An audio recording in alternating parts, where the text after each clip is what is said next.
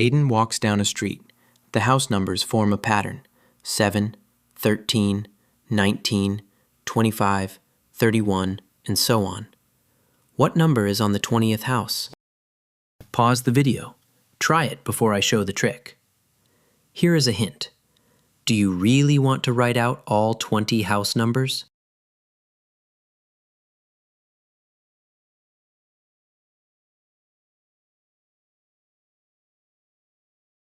Start the same way as before. Find the step.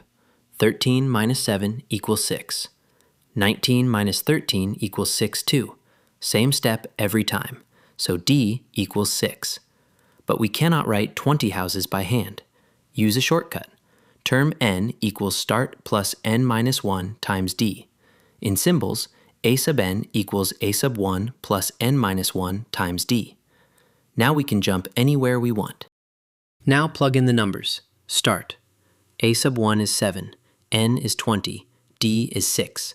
So a sub 20 equals 7 plus 20 minus 1 times 6.